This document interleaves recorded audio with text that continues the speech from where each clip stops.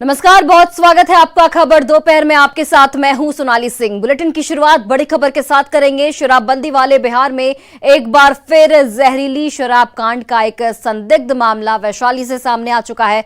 महनार स्थित एक निजी स्कूल के प्रिंसिपल की मौत हो गई, जबकि एक युवक गंभीर रूप से बीमार हो गया है, जिसे प्राथमिक उपचार के बाद सदर अस्पताल रेफर कर दिया गया, लेकिन उसकी भी मौत हो गई। प्रिंसिपल का नाम जयप्रधान नेवर है, जो कि दार्जिलिंग के रहने वाले थे।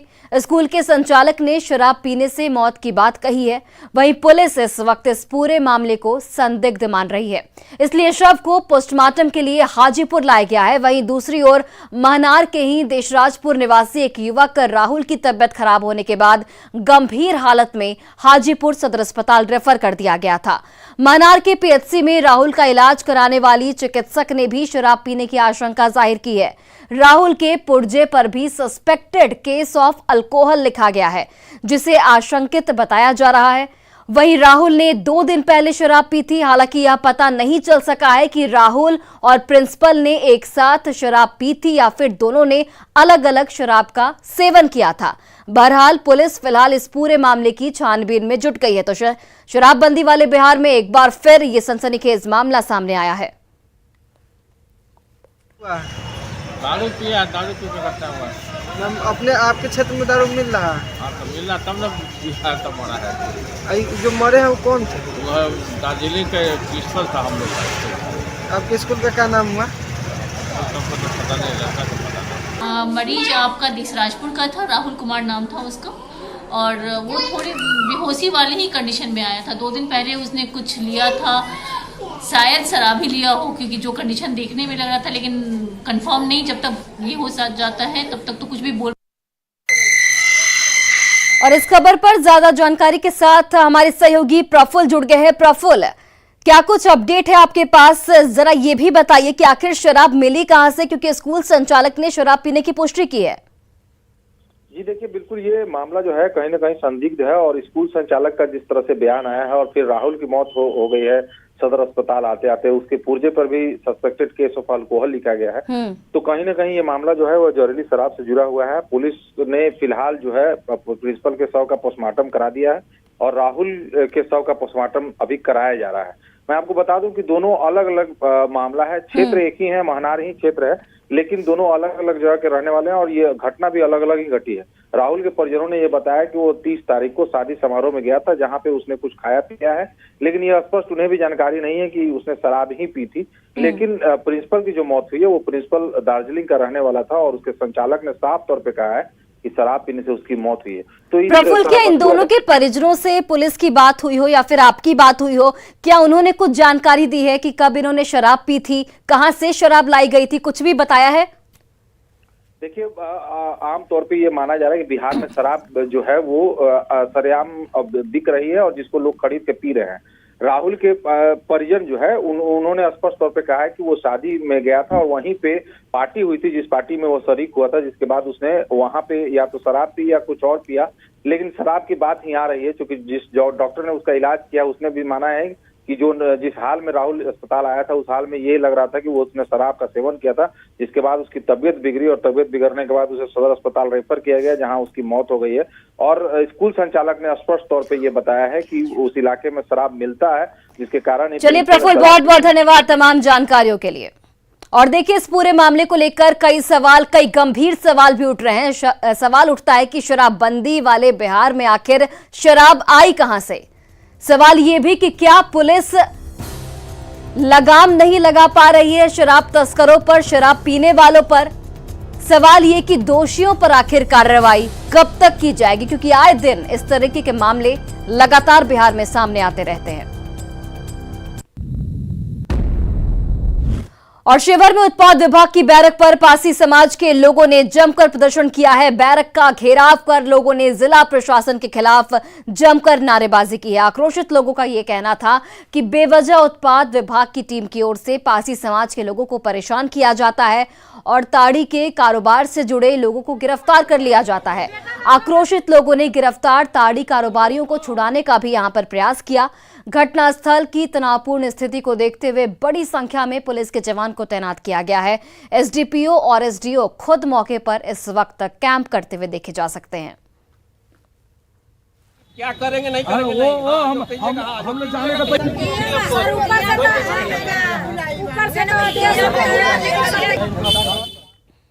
लेने के लिए हम लोग आज यहाँ पर आए, इनको बात कहने। हम लोग को देख लिए बार्डी लाठी चार्ज करने के तैयार में है।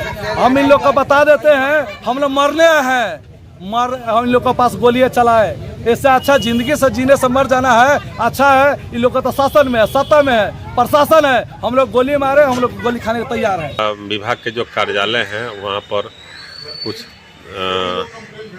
खजूर से जूस जो नीचे उतारा जा रहा था उसी दौरान पकड़ने की बात आई है।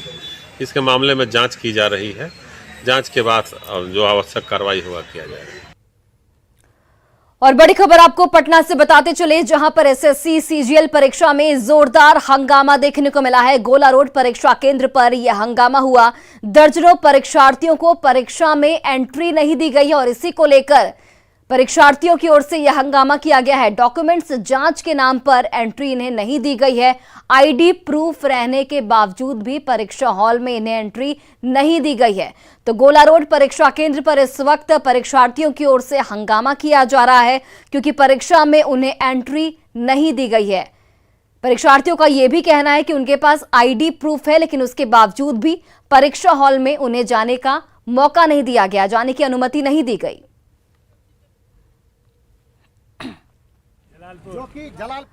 खबर दानापुर से, जहां पर शराब बनाने की सूचना के बाद झगड़ी महादेव स्थित मुसहरी में पुलिस ने छापेमारी की। यहां छापेमारी के लिए पुलिस जेसीबी के साथ पहुंची थी। पुलिस ने जब नाली की जेसीबी से खुदाई की तो उससे जावा, महुआ और शराब निकली। महुआ और शराब को जेसीबी ने नष्ट किया। जिस झोपड़ी में शराब की बिक्री होती थी उसे भी तोड़ दिया गया है। यहां पर पुलिस कार्रवाई करती, लेकिन कुछ दिनों बाद फिर तस्कर काम में जुट जाते हैं। अब देखने वाली बात यह होगी कि इतनी बड़ी कार्रवाई के बाद शराब की तस्करी थमती है या नहीं।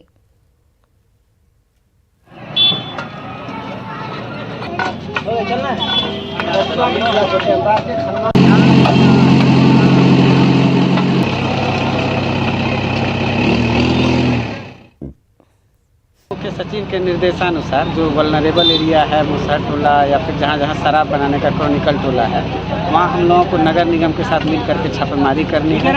जितना जगह पर शराब मिलेगा उन सबको नष्ट कर देना है और नगर निगम भी अपना सारा काम, वो शराब वगैरह जहाँ है, जहाँ अवैध रूप से बैठा के पिलाया जा रहा है या अवैध अड्डा जहाँ पर संचालित हो रहा है, उसको बुलडोजर से गिरा करके मालूम चल रहा है बहुत सारी। और बिहार का भविष्य खतरे में है क्योंकि शिक्षा व्यवस्था चौपट हो रही है। शिक्षा के नाम पर स्कूलों में मजाक चल रहा है। स्कूल प्रिंसिपल, शिक्षक और छात्र सभी इसके पात्र बने हुए हैं। देखिए इस रिपोर्ट के जरिए।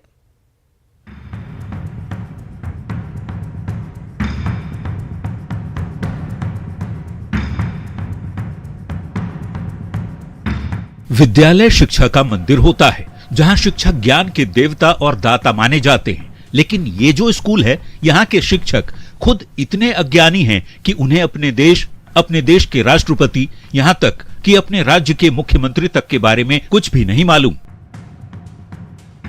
न्यूज़ 18 की टीम दीनार बेगम उर्फ नूरी मैडम से पूछती रही, लेकिन वो कुछ भी जवाब नहीं दे पाई। बच्चों को क्या देश का राष्ट्रपति का नाम बताए हैं? राष्ट्रपति का नाम बता सकते हैं? राष्ट्रपति का नाम बताइए, क्या है देश का? शिक्षा मंत्री का। बिहार के मुख्यमंत्री कौन है जानकारी मैडम? बिहार के अपने जो बिहार है उनके मुख्यमंत्री कौन है पता है? मैडम तो मैडम, सर भी देश दुनिया से पूरी तरह अनजान निकले। जनाब जहीरुद्दीन को न तो राष्ट्रगान के बारे में मालूम है और न ये राष्ट्रगीत के बारे में ही जानते हैं। अनजान होना कोई गलती नहीं, लेकिन अपनी अज्ञानता पर इतनी ठसक आप सिर्फ और सिर्फ इन्हीं के पास देख सकते हैं। राष्ट्रीय गीत सर याद है क्या? नहीं पता है? नहीं है सर, बताएं ना।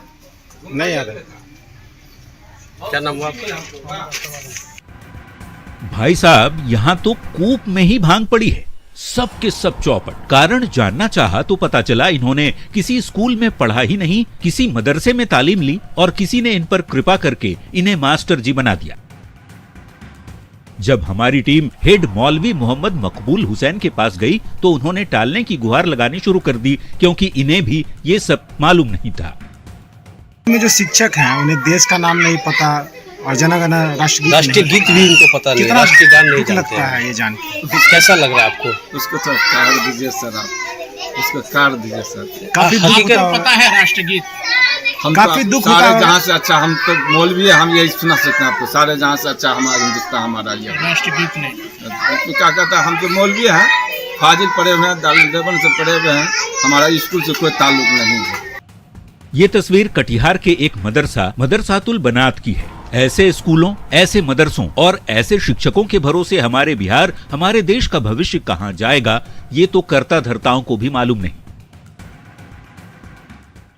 मेरी सोच से दूर की चीज़ है। अगर ऐसा है तो मैं उसका खंडन करता हूं और वहां के जो प्रबंध समिति है उनको मैं कहता हूं कि आप फौरी एक्शन लीजिए। ऐसा टीचर जिसको आपने रखा हुआ है, उसको वेतन सरकार की तरफ से 30,000 प्लस मिल रहा है, उनको अपने मदरसे का नाम तो मालूम होना ही चाहिए। और जो हमारे मुस्लिम समाज के बच्चे हैं जिनका पूरा भविष्य उस मदरसे पर निर्भर है, उनके भविष्य के साथ खिलवाड़ किया जा रहा है। यह खिलवाड़ बंद होना चाहिए।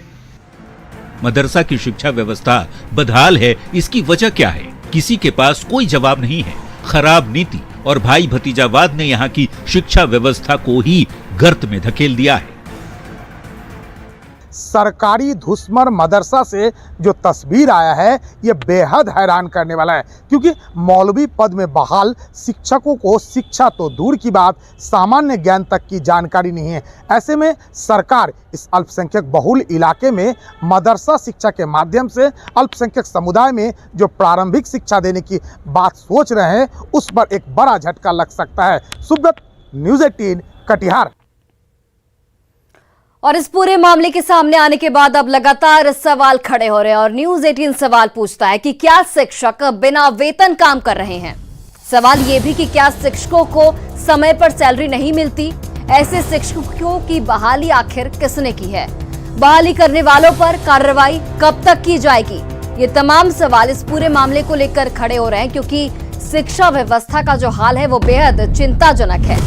शिक्षा व्यवस्था में भाई भतीजावाद आखिर क्यों है? सवाल तो ये भी उठता है कि ऐसे शिक्षकों से शिक्षा का कितना भला होगा? क्या बिहार का भविष्य अंधकारमय है? क्योंकि अगर ऐसे शिक्षक पढ़ाएंगे तो ये कहना गलत नहीं होगा कि बिहार में शिक्षा व्यवस्था गर्त में जा रही है।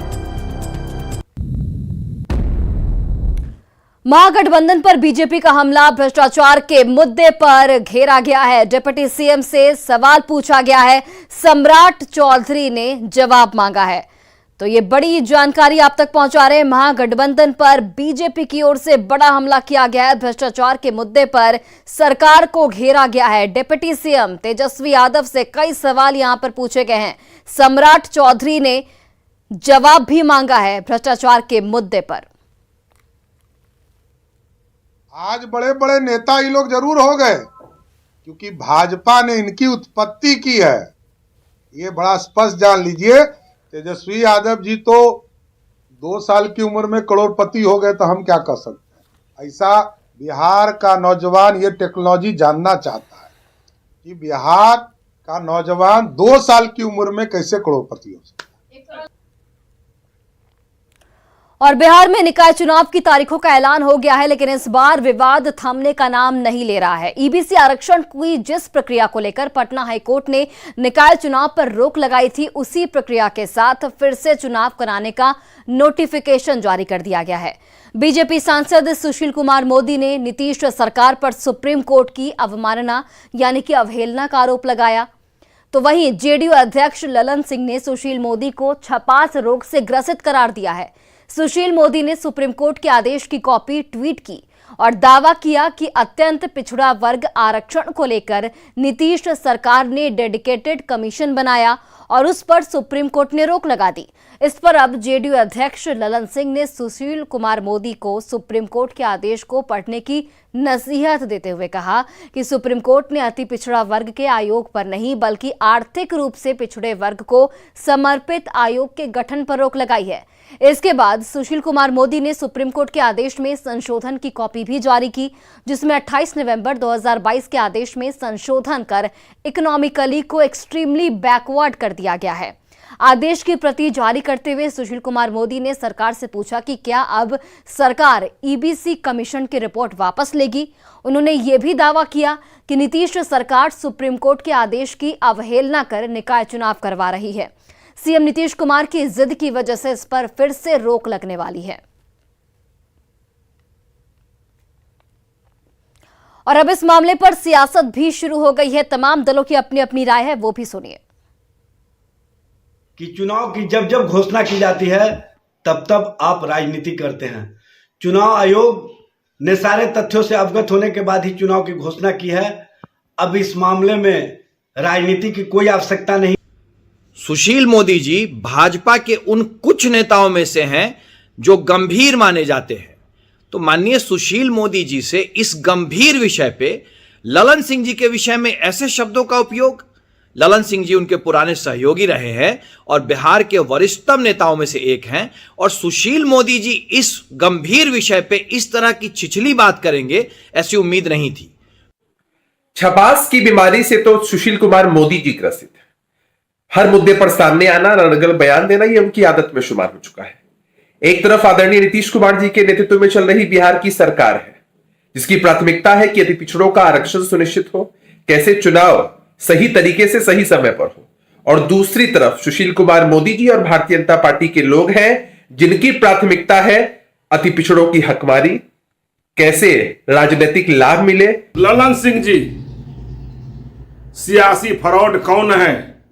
थोड़ा कंडिका 4 को पुनः पढ़ लीजिए सर, जो सर्वोच्च न्यायालय का जो आदेश आया है। इकोनॉमिकली बैकवर्ड क्लास नहीं, एक्सट्रीमली बैकवर्ड क्लास, अति पिछड़ा आयोग को असंवैधानिक माना है सर्वोच्च न्यायालय ने। आज पुनः आदेश को आ गया, आप उसको एक बार पढ़ लें। और गया में 17वें इंटरनेशनल त्रिपिटक सूत पाठ का उद्घाटन हुआ है। पूर्व राष्ट्रपति रामनाथ कोविंद ने इसका उद्घाटन किया। महाबोधि मंदिर परिसर में दीप प्रज्वलित कर इसका उद्घाटन किया गया। 10 दिनों तक चलेगा ये त्रिपिटक सूत पाठ, जिसमें कई देशों के हजारों श्रद्धालु शामिल होंगे। सुरक्षा को लेकर भी यहां पर कड़े इंतजाम किए गए हैं।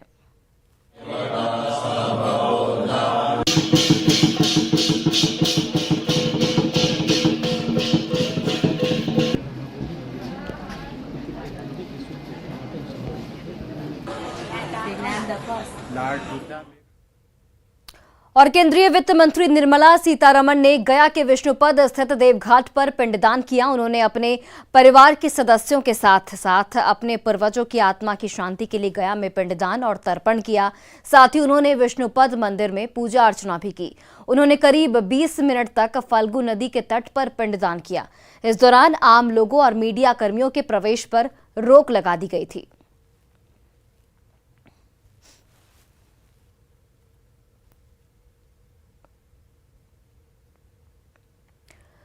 न्यूजीलैंड में कॉमनवेल्थ पावर लिफ्टिंग चैंपियनशिप में 6 स्वर्ण पदक जीतने वाली बिहार की बेटी आकृति राज सिंह पटना पहुंच गई हैं, जहां पटना एयरपोर्ट पर परिवार वालों और ग्रामीणों की ओर से उनका भव्य स्वागत किया गया। कृति राज सिंह ने उनकी उपलब्धियों पर बात की। न्यूज 18 से सुनिए आप। बिहार की कृति ने कॉमनवेल्थ में बिहार का नाम रोशन किया है, तो पूरे परिवार जो है कृति के स्वागत में एयरपोर्ट पर खड़े हैं। तो उनकी मां से सबसे पहले हम बात करते हैं, कितनी खुशी हो रही है, बेटी ने दुनिया में नाम कर दिया। बहुत खुशी हो रही है। आपको उम्मीद थी? उम्मीद थी करके भेजे हैं। बहुत मेहनत करती थी पहले? बहुत प्रार्थना की है भगवान से कि हो जाओ मेरे बेटी को। प्रार्थना की है। हाँ। तो अभी न्यूजीलैंड जब गई थी तो आपको क्या लग रहा था कि जीत कर आएगी? लग तो रहा कि जीत के आएंगे। कहा के गया कि मेरे मम्मी हम जीत के आएंगे। जो बोला कि मम्मी हम जीत के आएंगे तो जीत के आएंगे। 6 गोल्ड मेडल मिला है। हाँ, 6 गोल्ड मेडल। क्या नाम हुआ आपका? सुनैना देवी। अच्छा, कितनी बेटी है आपकी? 5 बेटियां। 5 बेटी, सबसे छोटी है वो? सबसे छोटी है, बड़ी बेटी यह है। चलिए, तो बेटियां जो है किस तरह से इबारत लिख रही है और कमाल कर रही है, इसका सबसे बड़ा उदाहरण कृति ने दिया है। 5 बहनों में सबसे छोटी बहन कृति थी और उनकी बड़ी बहन भी यहाँ पर है।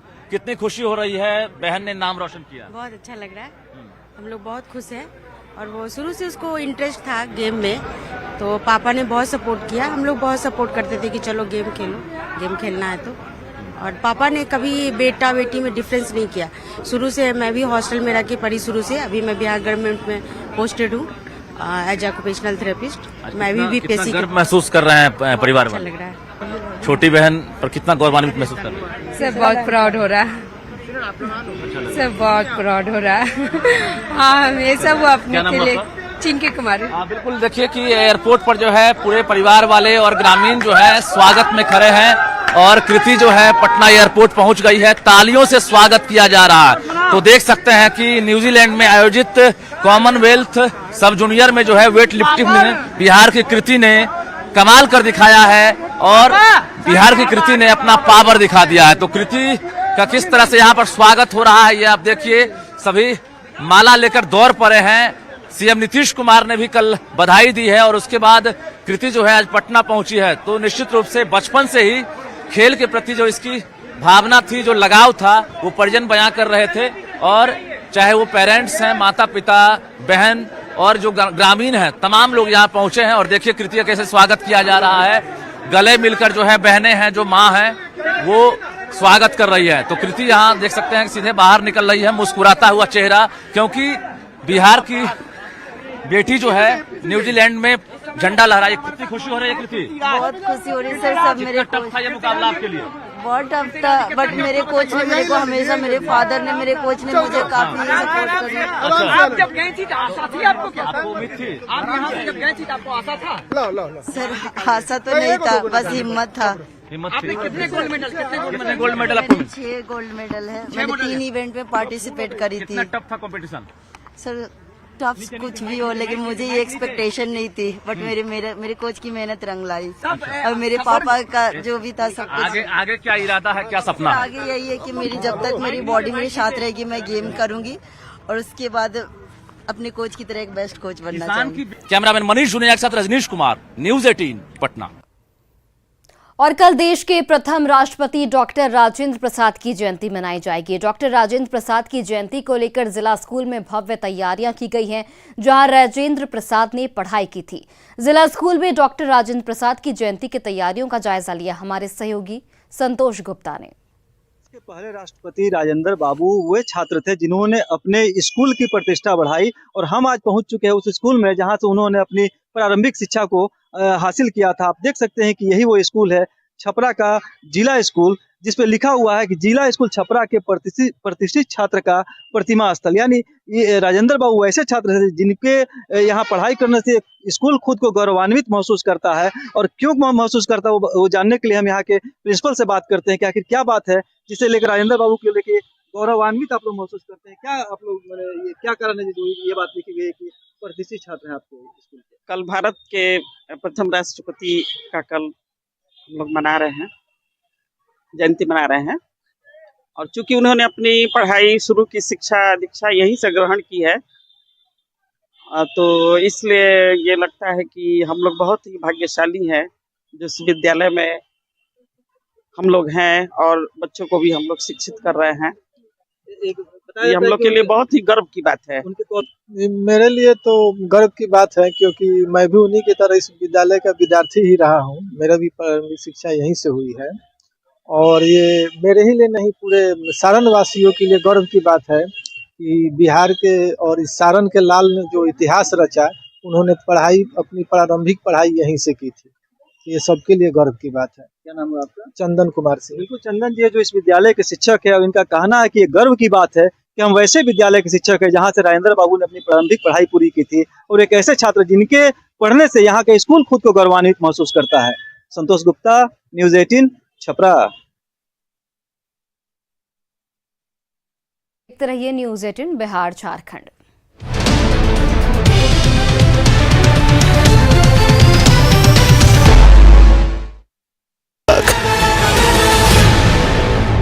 सोशल मीडिया पर तेजी